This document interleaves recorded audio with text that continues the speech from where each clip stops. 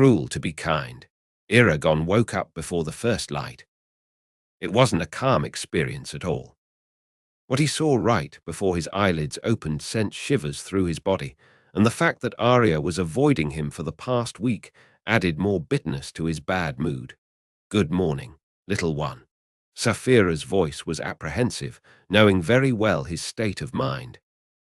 She was in the Ire, still lying down with Fernan snoozing by her side. "Good morning, Saphira." He got out of bed and went to tend to his morning routine. He poured some water from the jar in the basin on his bedside table and washed his face. He got dressed, grabbed a fresh change of clothes, and headed to the pools in the underground so he could take his morning bath. She must be troubled by something bad that happened in Elismera in her absence. "It's not about you." The dragon tried to soothe his bad mood with a calm voice. He knew she was lying, and she knew better than to think that. Arya had a polite coldness toward him and kept a good distance at all times. She would always pick the farthest seat from him, divert her gaze, and talk to anyone else but him. Yes, she must be. He humored her. Eragon couldn't hide his disappointment with the fact that she would act that way after, in his understanding, they had made good progress in their relationship in the short first days of her visit, sharing intimate memories and thoughts.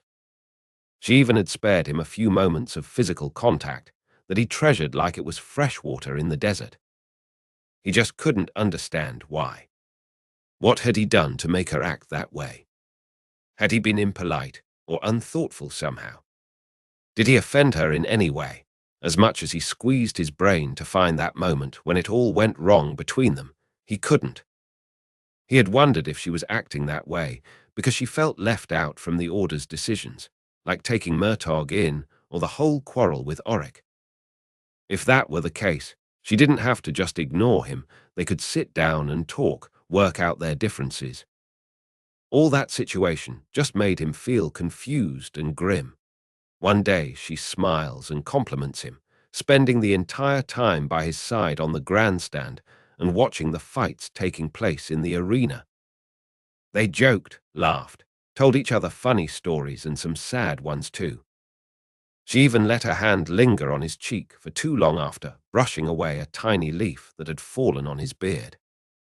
However, after saying good night to her, when he opened his door to pick up the male cat that had been scraping his door unceasingly, everything changed. The next day, she refused the chair he had reserved for her next to him on the grandstand. She chose to walk with Angela and Solumbum, leaving him behind on the way to the dining tent during lunch break. And when he tried to talk to her after dinner and ask if she was well, she excused herself and left for the night, briskly. All day, he saw Fernan throwing apologetic glances at him, but didn't speak a word to Eragon.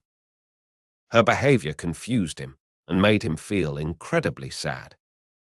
As the days went by, he started to feel angry as well, a moodiness he hadn't experienced in a long time. "And it has been like that for a week. Don't dwell on it too much." "I'm not."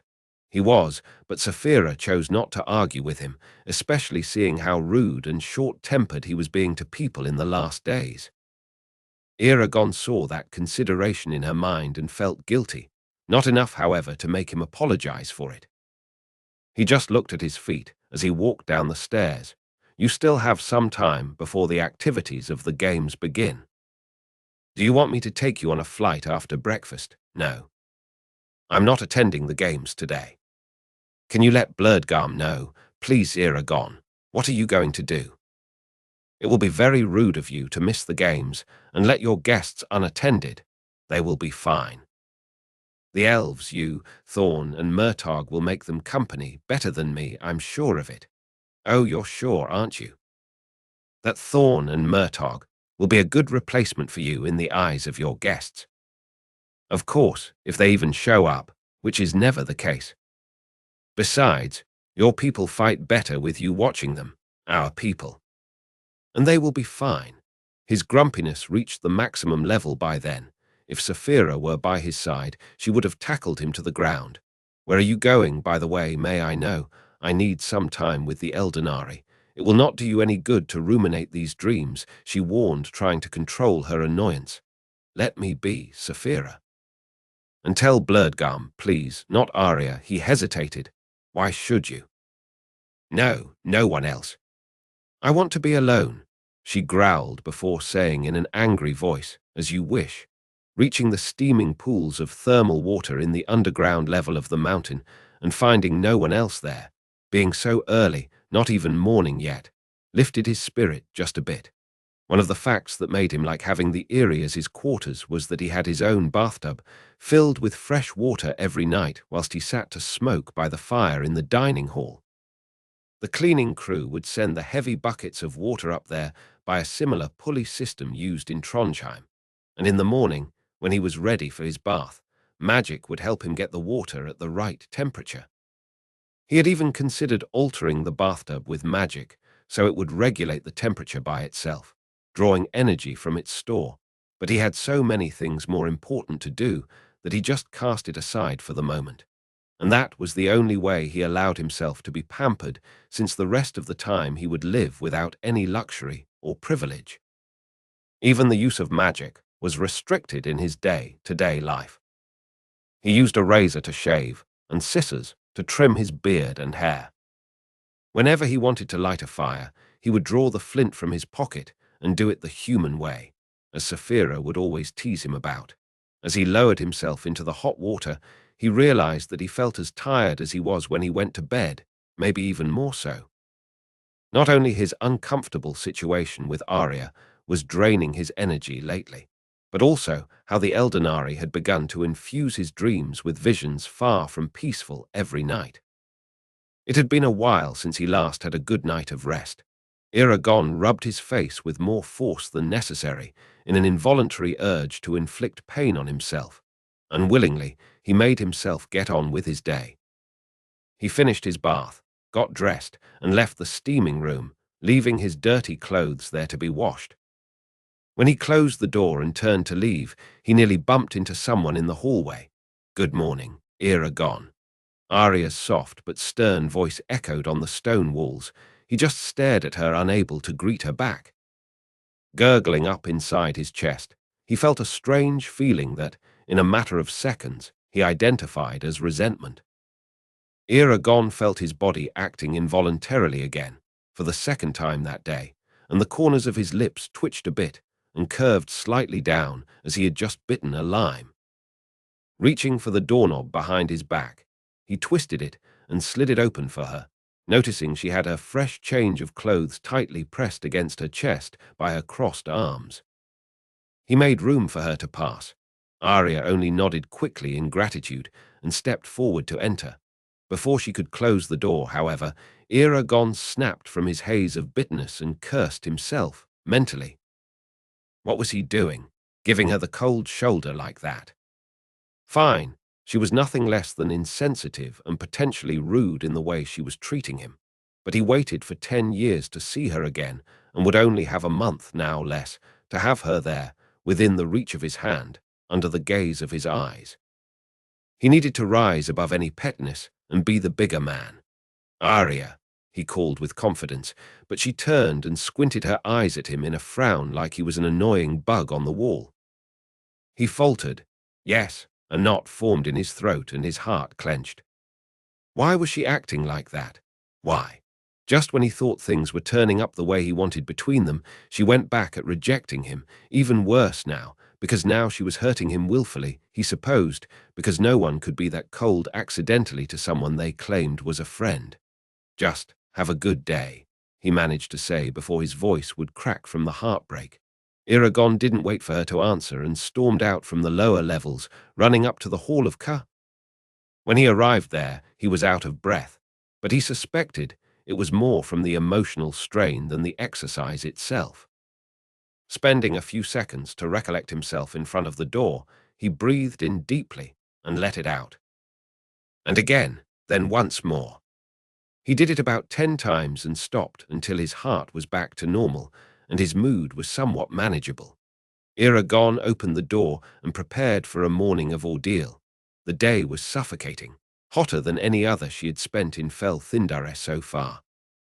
Arya suspected the rain that fell lazily during the morning had something to do with it, for it wasn't cold or abundant enough to freshen the rest of the day, and now the afternoon was wet and suffocating. She dipped her fingertips in her glass of water and splattered some droplets on her face and cleavage. A warm breeze rushed from the west and blew her hair and sleeveless blue tunic around her, cooling down, but just a little, the exposed skin of her arms and neck. The same warm breeze coming from the west and into the dining tent had kissed her face the night she had opened up to Eragon about Fairlin. At the thought of the rider, her eyes darted to the empty seat by Nasuada's side that was supposed to be his at the lunch table. She felt her heart drop just to think she might have hurt him bad enough to make him want to stay away. Thinking about it, it was cruel of her to treat him as her closest and cherished friend, just to ignore him altogether from one instant to another. But only Arya could feel the remains of her shattered grudges against her mother shifting inside of her, piercing and cutting her beliefs, changing her being, slowly molding her to be a continuation of Islanzadi's legacy. Besides, Arya feared that if she let herself be discovered and analyzed by the only one alive who could change her that much, just as much as her past, she would fail that legacy. If he listened to his name engraved in her essence like it was, he would not let her go away from him, but mostly she would not let herself go away from him, which was worse.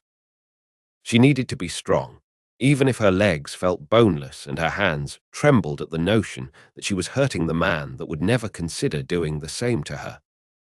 Her logic was clear inside her mind, but she feared that if anyone could extract it from her, it would look like a pile of meaningless excuses and random, anguished, conflicting feelings. Earlier that morning, his hurt and angry eyes almost made her fall to his feet and ask for forgiveness.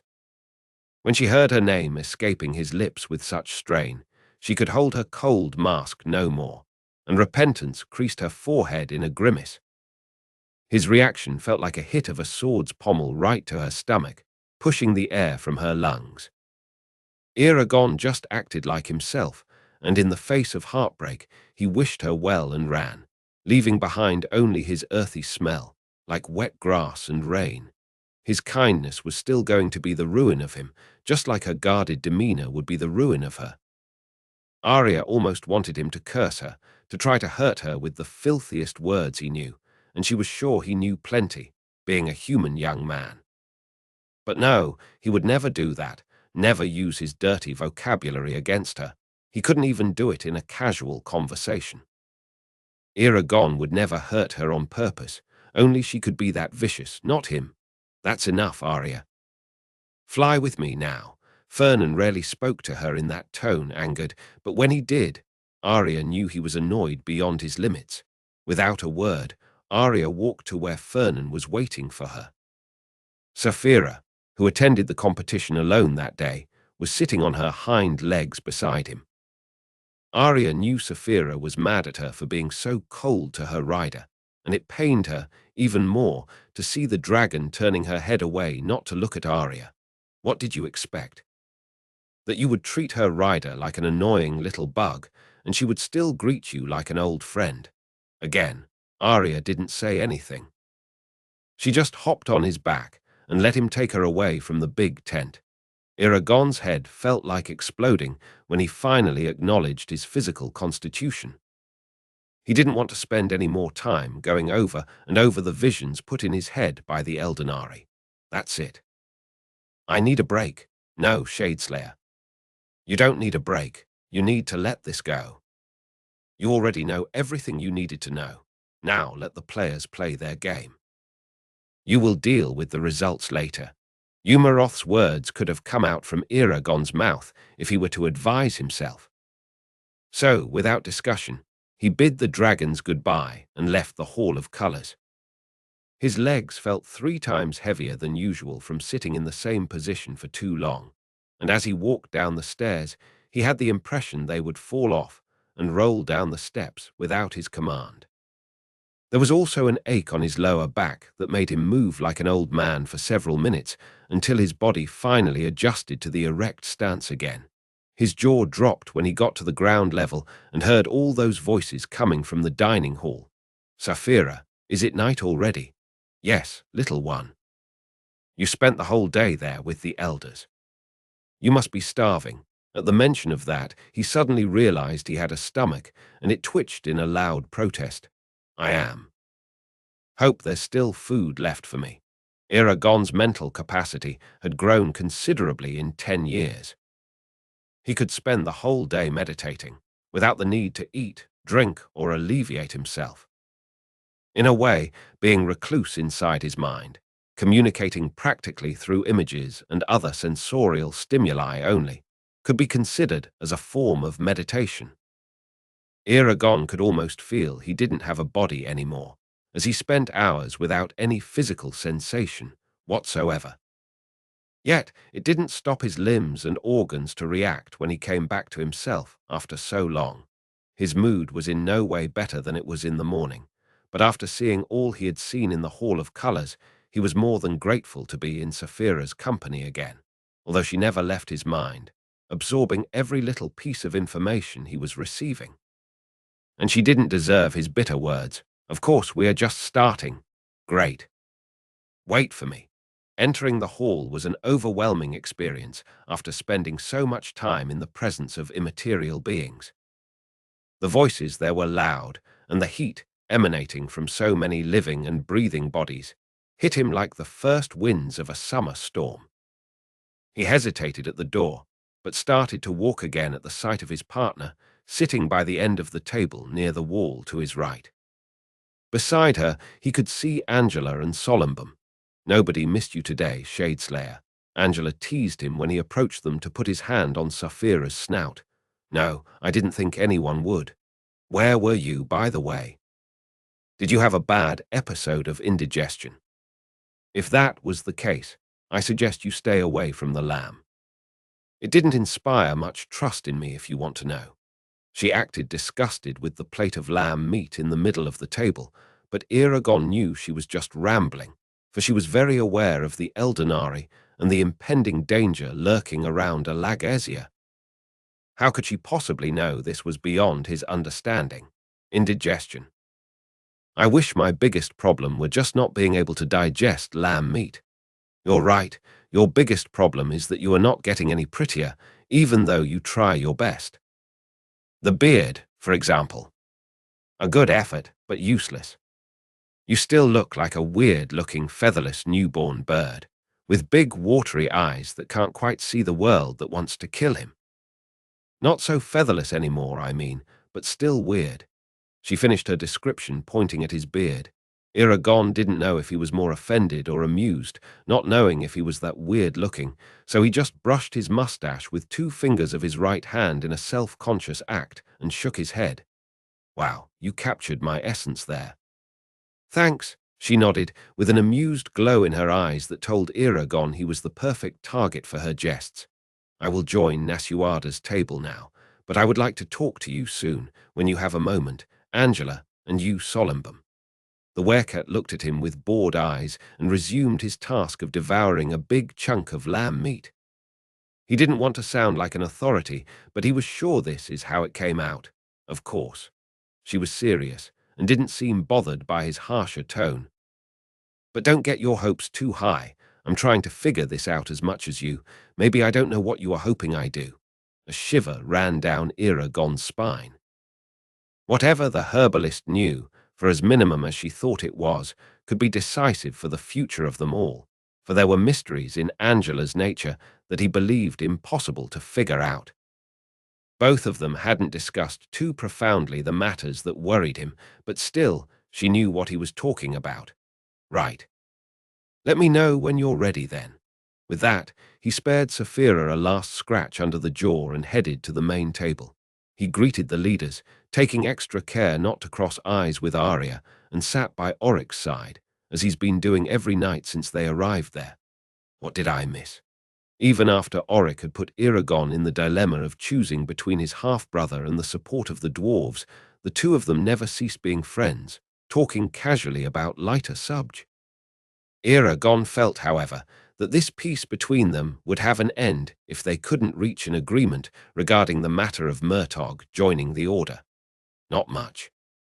Just 1 or 2 broken records, several fractured bones, and a major heatwave.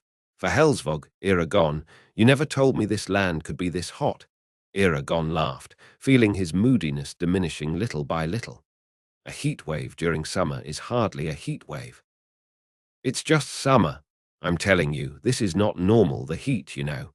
And to prove his point, a drop of sweat ran down his face and got lost inside his thick beard. I'll ask Blurredgum to check the ventilation system.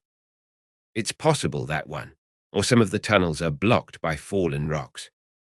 If that's the case, he can fix it. I drink to that. Oric poured ale in Eragon's cup, and the pair downed their drinks trying to placate the heat. He helped himself with some more ale and felt his insides starting to burn from the drink in an empty stomach. If he didn't eat soon, his head would begin to spin, and he needed to have a clear mind for what was coming next.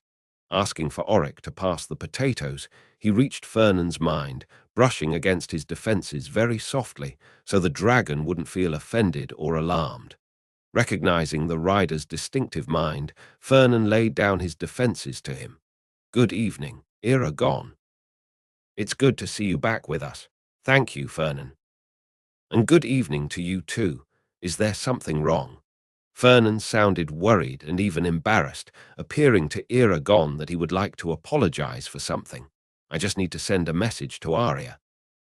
If you can make me the favor of letting her know I wish her to stay here after dinner, it would be great.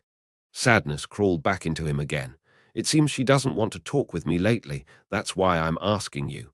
Fernan hesitated, and the two of them locked eyes. The green dragon was on the opposite end of the table where he met Saphira, Angela, and Solimbum. The elves near him would frequently serve him all the food he could eat, and Eragon was sure they could only talk about Fernan's strength and looks. I see. I'm sorry about that, but she's dealing with some royal problems. They are taking too much of her energy. I'm sure you understand. I understand. He didn't. Good thing they weren't using the ancient language since both of them were free to lie. Don't worry about it. So, can I count on you to pass the message along? Consider it done. Good. You must stay too, for I need you to be present at the meeting. Fernan seemed puzzled, with Oric. I'm going to make him a proposal, and I need you two to back me up on this. Oh, that. Of course. Thank you, Fernan. Fernan lowered his giant head just a bit in a nod, but his eyes were inspecting the rider. Suddenly, they focused on Arya and back at him. She'll stay. We both will. Brilliant. Thank you. Eragon retreated from his mind and started eating his roasted potatoes and grilled vegetables. He added some rice, their proud production, and a spoonful of cranberry sauce. It was amazing, and his stomach twitched again, but this time he suspected was in gratitude, not protest. He was so focused on his food, he blocked the noise around him, so it was a complete surprise when he heard the melodious laugh coming from Arya on the other side of Vedra. She was being amused by the dwarf's storytelling that Eragon didn't quite discern what was about. It only made him brood over how poorly he was being treated by Arya, while everyone else seemed to receive the friendliest side of her. Suddenly, the sauce tasted sour, and the potatoes gone bad in his mouth. He dropped his fork on the table and forced ale down his throat to ease the nausea. He emptied the cup and got up to leave. Eragon, are you all right? Oric asked with a concerned voice, seeing that his friend seemed in distress. Yes, I just need a moment. You know, to go see a man about a horse. He tried to relax his expression to ease the dwarf's mind. It worked. Oric laughed, and he was free to go, smoking later. Where are you going? Eragon, I need some air. Can you take me to Fly, please? He quickly distanced himself from the others and marched out. Now. How about our meeting later? You just asked Fernan to stay. We will be back in time. Besides, I could use some help to get to Thorn's niche. We need to talk to them before the meeting. Saphira didn't need more convincing. They left the dining hall and headed to the main entrance, where they took flight into the warm night. Watching Eragon walking out of the hall after apparently having a discomfort brought Arya to remember what she had heard from Fernan earlier. Fernan's rage that afternoon was still very vivid in her mind during dinner. Eragon's tired expression didn't help soothe her guilt either. Instead, it only made her hate herself even more. After being scolded by her dragon for ignoring her friend and making him feel bad for days, she started feeling how painful it is to be the one receiving the cold treatment. Fernan hasn't spoken a word to her since they came back to the arena hours earlier, and his mind was completely blocked to her. She took a deep breath. Earlier or later, he would have to open himself up again, and nothing would be different. She would still keep her distance from Eragon. So why put themselves through all that? It was earlier than later, and Fernan entered her mind with a message from Eragon. He wanted them to stay there after dinner to meet with Oric. It seemed he had a plan to placate Oric's harsh demands, and she couldn't be more curious to know what it was. Are you still giving me the silent treatment? Yes. I'll be quiet now. Goodbye, stop, Fernan. Let's talk. Because all I did today was to listen, as it hardly qualifies as a conversation. The dragon remained quiet, but did not cut their mental connection. She threw him an inquisitive look from across the hall and continued. I know you don't agree with me because you like him very much, and you think I'm going to hurt all four of us if I keep shutting him down like this. I know all that. You were very emphatic this afternoon, and I agree with you. She sighed and looked away from him, politely refusing the potatoes Nasuada offered her. But I will hurt us all even more if I allow him to get closer, just to see himself entangled in a dangerous web that my position as queen will put him through. When we arrived here, I felt good in his presence and thought that there was no harm in opening up to him just a little, even if he found out my name. But I was wrong. Fernan, I found out his true name just from observing him and listening carefully to the things he said. What keeps him from discovering my true name? What if he does? I mean, he will know that I'm not as indifferent to him as he thinks I am. But what's next? Arya got distracted by her dragon moving from his place at his table to the space behind her. It took a couple of minutes and some bumps on people's heads for him to get to her. When he did, Arya felt him pressing his snout on the back of her neck, encouraging her to continue. He will pursue me once more, and once more I'll have to tell him we cannot be. How could we? He's here inside this damn mountain, and I'm there, deep into the forest. It cannot be. The Elven Society would never accept us. Even before, when I was just the Queen's daughter, people talked. It wouldn't be easy.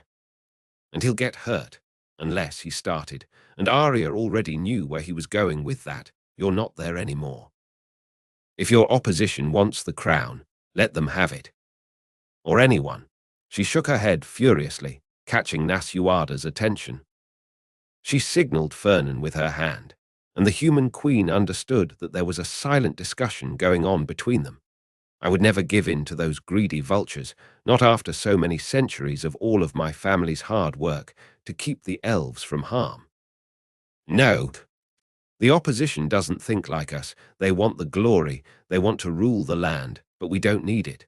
So, to stop all that from happening, you give up on your happiness. It wasn't a question. Fernan stated that hoping she would see how twisted it sounded. What kind of happiness will I have if I let it all happen?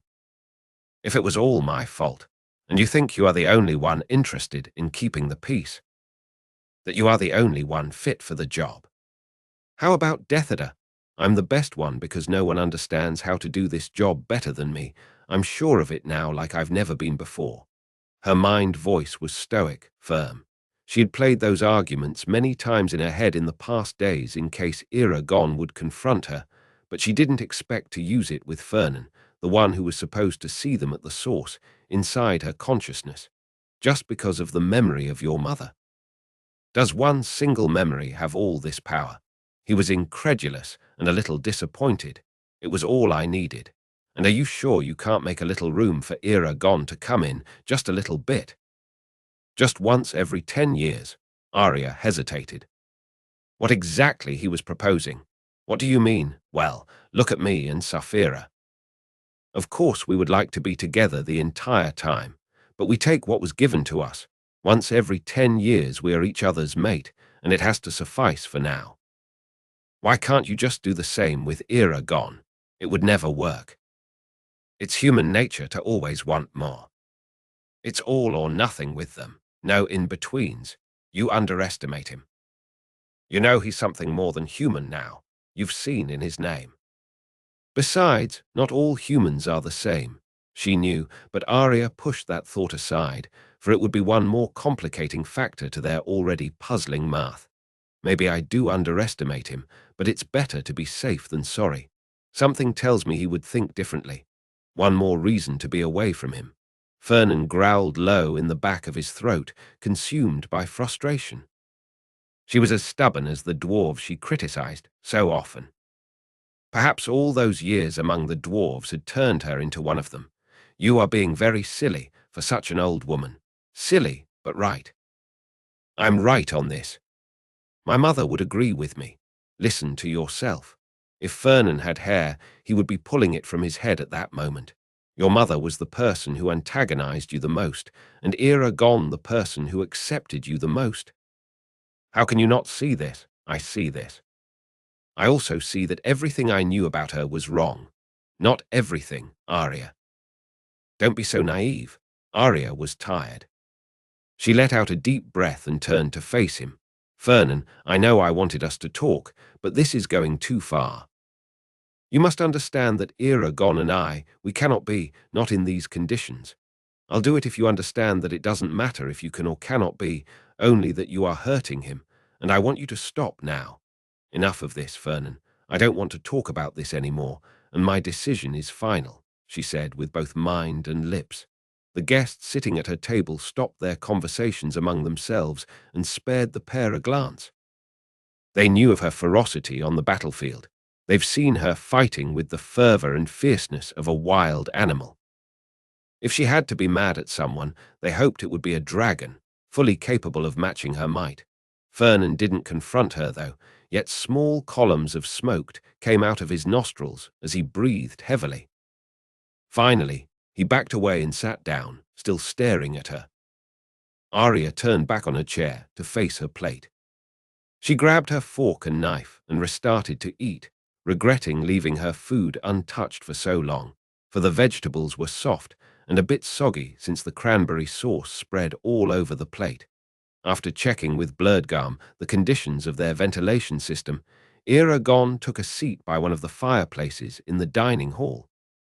He looked around and saw the tables still considerably occupied by a good number of diners. So, ready to wait for them all to leave, he sat back on his chair, took his pipe from his vest pocket, filled it with Cardus weed, and lit it with a flint. Saphira came to sit next to him, resting her head on her front paws by his chair. Eragon took a drag, and with his left hand started to caress her brow. Do you think they will come? I believe they will, little one. Murtagh seemed eager to solve this matter once and for all. Yes, I think so too. I just hope Oric will listen to us and accept our proposal. He will be a fool if he doesn't. It didn't take long and Oric, followed by Vedra, joined them there. Eragon glanced over to see if Arya was there and saw that she looked back at him with a blank expression. He sighed. It's going to be a long night. Relax, Eragon. There's nothing you can do. You heard Umaroth. You will explain the game rules and wait for the players to make their moves. You can't force Oric to cooperate, neither make Arya treat you decently. Let them play, right? I'll try. Oric turned to Eragon with a puzzled expression. It must be an impressive horse, that one you went to see a man about. Took you ages to return. Eragon threw him an apologetic look. I had pressing matters to oversee. The work never stops around here. I can imagine that. In Trondheim we have the same dynamic. Vedra spoke with admirable authority and looked at Oric, who had at the same time pride and guilt on his face. And if I don't take care of such matters, nobody will. That's what makes a good Grimskarvlors. But of course, Vedra does more than she should, because she takes care of our clan, but also the entire city when she finds time for it. It is impressive. You should be proud of yourself, Vedra. So should you, Shadeslayer. They exchanged complimentary smiles. The four of them engaged in a light conversation for some time as people were leaving the hall. As usual, some of Anga's residents stayed behind by the other fireplaces or even at the dining tables, but they weren't as many as usual, and they were spread through the hall because the heat there was still intense, causing people to disperse after dinner. When Nasuada left, Arya headed their way, followed by Fernan, taking a seat by Vedra's side. She didn't look at Eragon, not even when it was his turn to speak. Slowly, he stopped taking the initiative and let others tell their stories and anecdotes. Instead, he occupied his lips with his pipe. He felt wrong, dirty, worthless. Wasn't she who said he was a bigger person than anyone she knew? Well, she made him feel very small, the tiniest of all men. You want me to bite her tail off? He felt a hint of laughter die in his chest before it even started. I would like to see that, but no, better not. I just need to focus on making Auric understand our situation, and then I won't need to be here under her look of contempt. Yes, just let them sort their problems out. We already have ours. Exactly. We have plenty. Auric turned to Eragon after a particularly long story told by Vedra and tried to bring him back to the conversation. Isn't it true you almost had all of the skin on your legs peeled off by Saphira's scales in your first flight together? On the inside of my legs, yes. I had the scars until the dragons cured me of Durza's wound. I told you, Auric said to Vedra, dragon scales can be harder than rocks, much harder. And sharp too.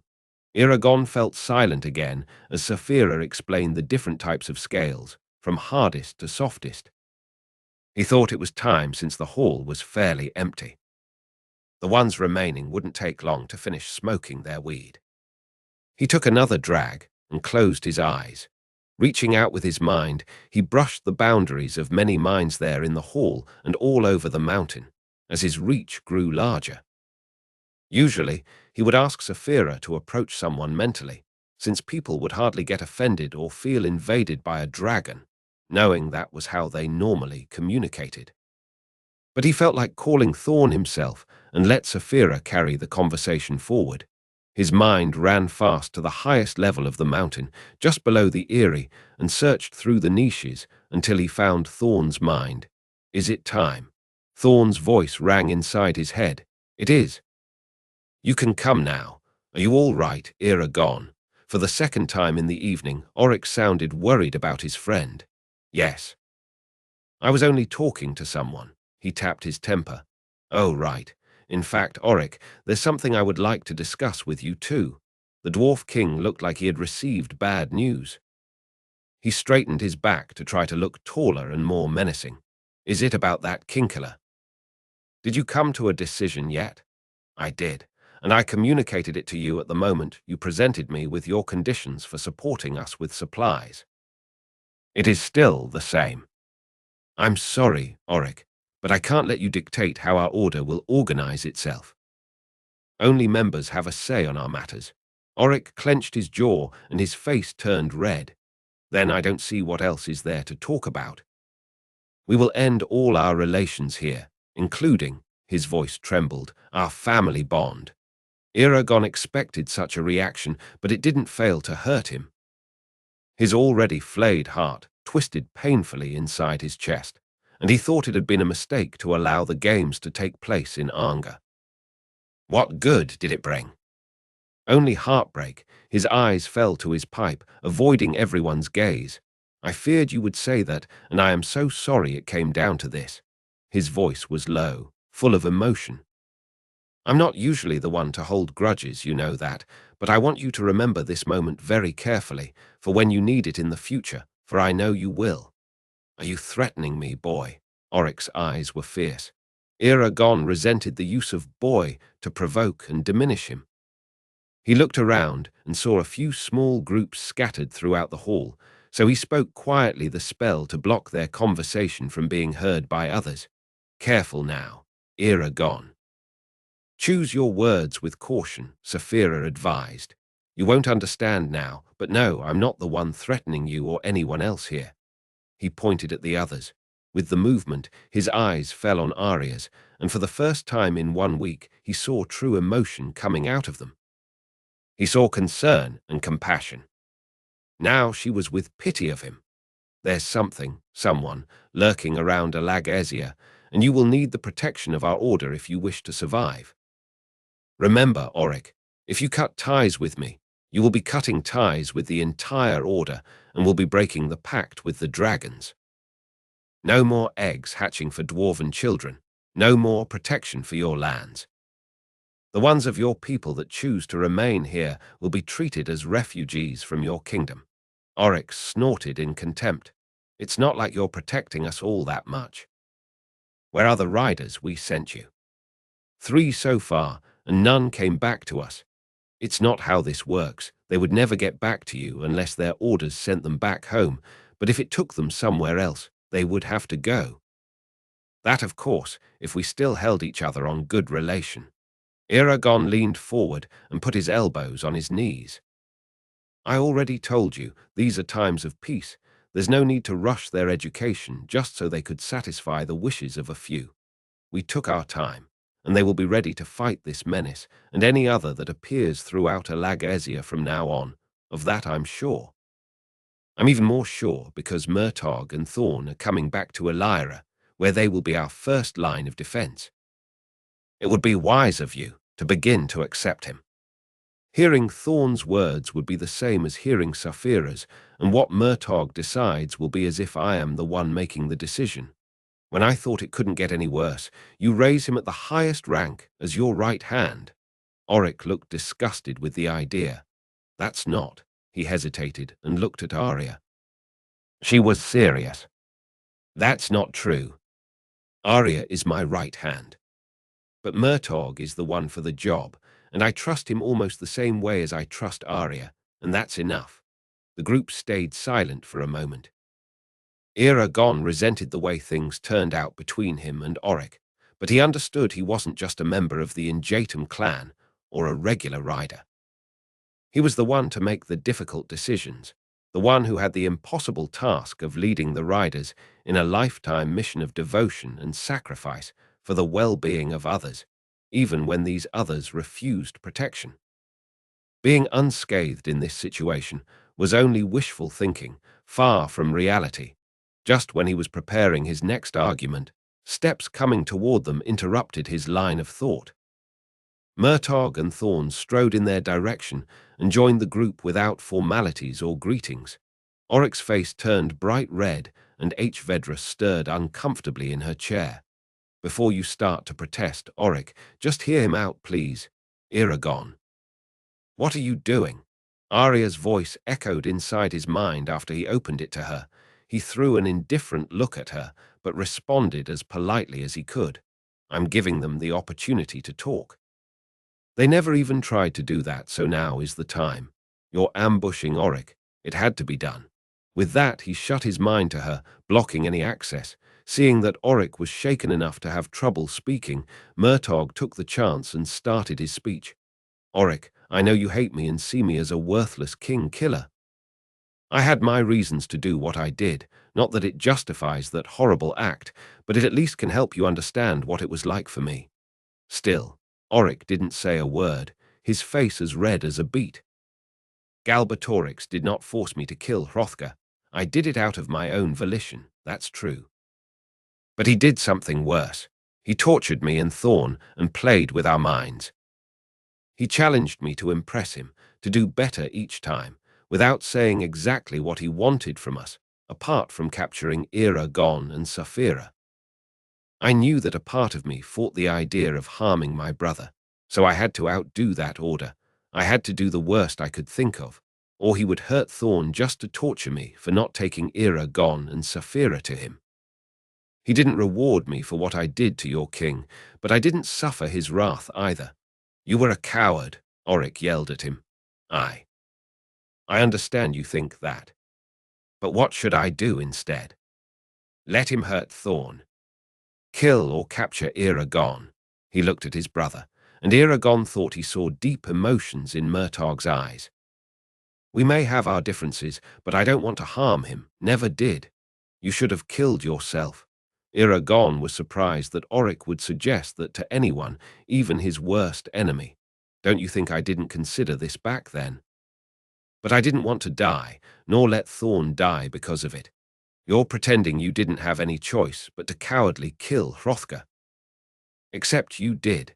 Imagine if the roles were reversed, and you were fighting for the Varden and Eragon for Galbatorix. Do you see him killing anyone he wasn't commanded to kill? Oric. Eragon called his attention. This is not fair. We are different people, raised in two very different ways, but it doesn't mean I'm better than him. Peace, brother, Oric is right. You wouldn't have done it, you know it. Eragon shook his head. I don't know what would have happened, but it doesn't make any difference now. We must solve our problem right now. He turned to the dwarf. Oric, listen to me. You don't have to forgive Murtogh. I understand that, but you can't think you have the authority to demand anything from the Order, because nobody does. I know it sounds like we can do whatever we intend to do without any kind of supervision, but I managed to include this issue in our pact with the dragons, through the Eldenari, so the riders are not allowed to harm the peace in Alagaesia or act in self-interest, as it happened before. We will be held accountable for our mistakes by a powerful type of magic. Oric narrowed his eyes at Eragon. I'm listening. It includes Murtogh. He took the oath when he arrived here a few weeks ago. He's bound by it. He will only be freed from the oath in his death, and even the name of names is not enough to break it. I made sure of it. So his life mission now is to keep Alagaesia safe from any danger, the dwarves too. If you cut ties with the Order, neither Murtogh nor any of the riders can protect you. This is important, because he will be the one fighting for all people in the West. Murtogh, Arya, the riders graduating soon, and their dragons, they will be your protectors, not Saphira and I. We will never fight again. We won't come if you call us. Oric seemed shocked. I never took you for petty, Eragon. It's not pettiness. It's just impossible for us to go anywhere, for we are bound to protect the Eldenari, the eggs, and the wild dragons. We are done fighting unless the fight comes to us. All eyes were switching between Eragon and Saphira, trying to make sense of his words. Eragon. What fight? What do you know? Arya asked in a low voice, concern clear in her expression. I will show you what I know, but first I need you to swear in the ancient language that you will not speak of it to anyone else. Tomorrow I will tell Nasuada, Orin, and Gajvug. I will also allow Arya to tell Rorin, and Nasuada to tell Grimmer Halfpaw. But no one else. He told them the words they were supposed to speak, and they swore. Now open your minds. I'll show you everything I know, which isn't much. When they all allowed him entrance, he placed in their minds the vision he had in his dreams. It was a dark and cold forest. The ground was frozen, but it didn't snow. Footsteps broke the thin layer of ice as a tall, hooded figure walked through the trees. The figure shortly joined a big group of also hooded figures.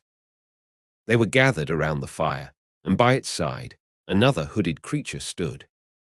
He or she was teaching the others what Eragon knew to be magic.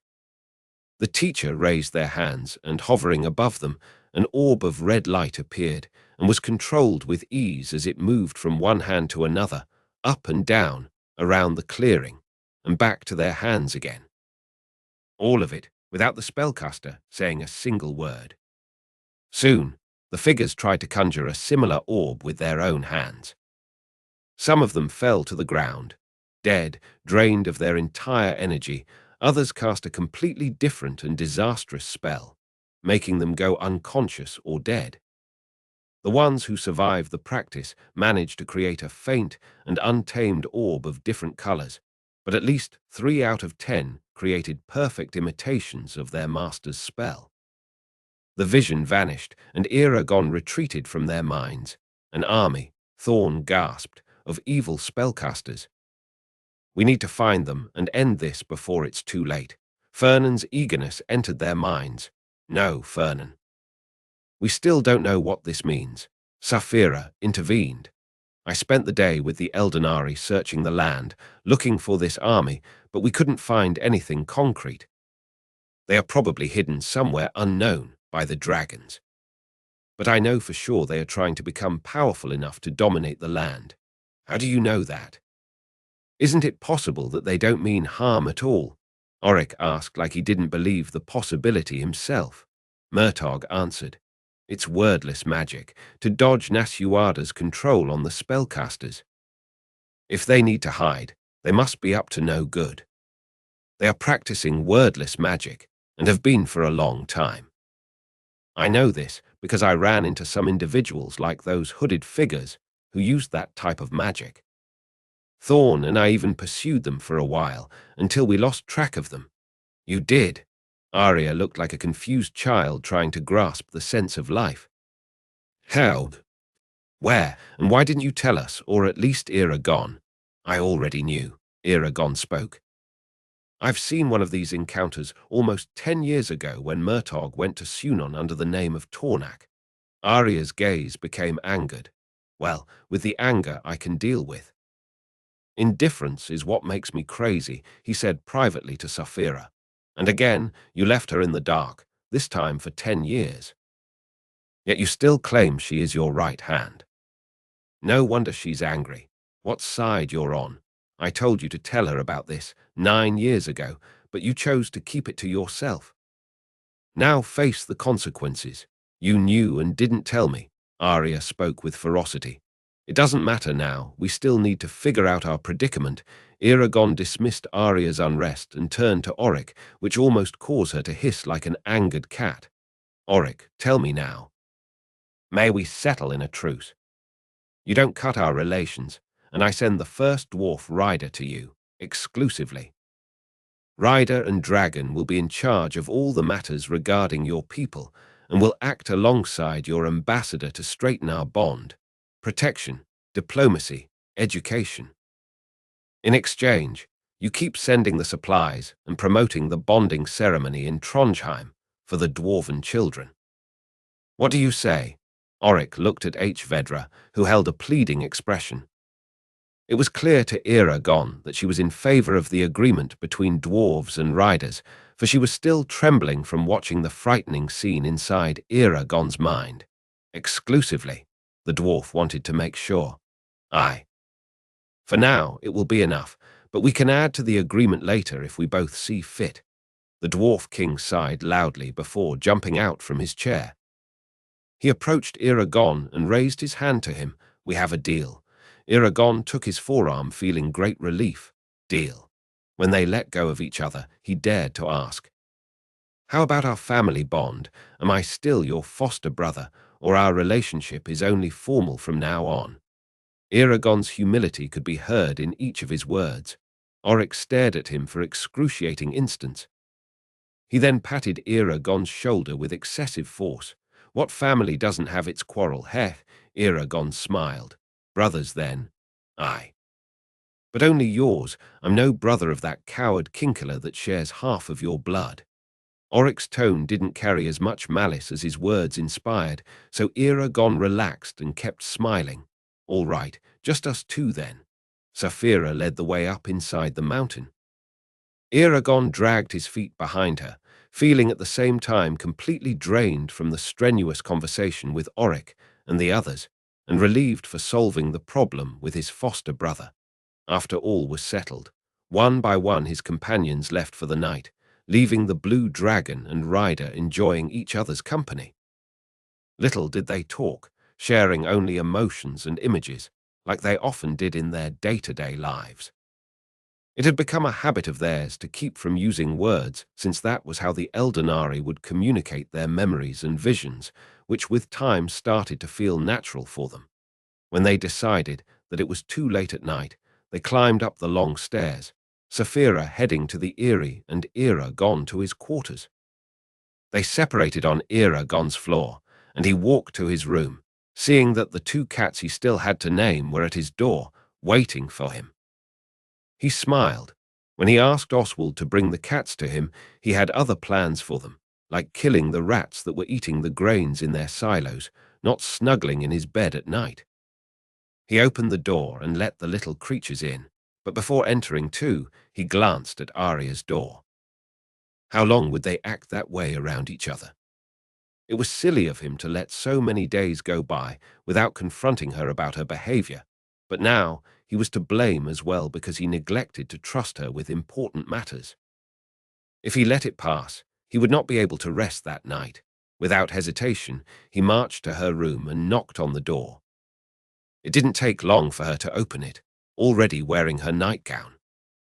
He paused. The vision of her figure, lit faintly by the torches of the corridor, sent him into a daze. Eragon didn't know what he was doing there anymore. He just wanted to keep looking at her forever, alternating from her eyes to her lips, so red and enticing under the dim light. Arya's curves were visible through the soft cloth of her nightgown, and it was enough to make him forget any disagreement between them. His desire started to take the best of him, and seeing that her eyes showed an inviting look, he took a step forward toward her. She froze at her spot, staring at him deeply. A spark danced in the emeralds of her eyes. Could it be she wanted him too? Losing all the grasp of rational thought, he lifted his right hand and let his fingers lightly trace a line from her wrist to her shoulder. The touch of his hand on her bare skin sent a warmth from his fingertips to his underbelly. Incapable of breaking contact, he moved his fingers along her collarbone and neck, hearing with pleasure as she gasped and leaned in toward his hand. Eragon came even closer, only a palm of distance from her, and rested his hand on her neck, raising his thumb to touch her face, very slowly caressing the line of her jaw. Her scent of crushed pine needles engulfed him even more into his trance. His heart was racing in his ears, and when he was almost leaning in to capture her lips with his, she closed her eyes in a pained expression. Eragon. His name came out as a quiet cry. He halted his movement. She opened her eyes again. Please stop. We can't. Despite her rejection, her voice wasn't harsh but sweet, almost loving. He retreated his hand. Suddenly the memory of what he was supposed to do there came crushing in.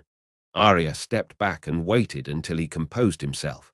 Eragon sighed and relaxed his shoulders, getting back to his full consciousness. His hand ran through his hair as he tried to normalize the beat of his heart. I need to apologize to you. And also ask, his voice was hoarse, what in the name of the gods is happening to us? Arya's expression looked tired as she cleared the way for him to pass through the door.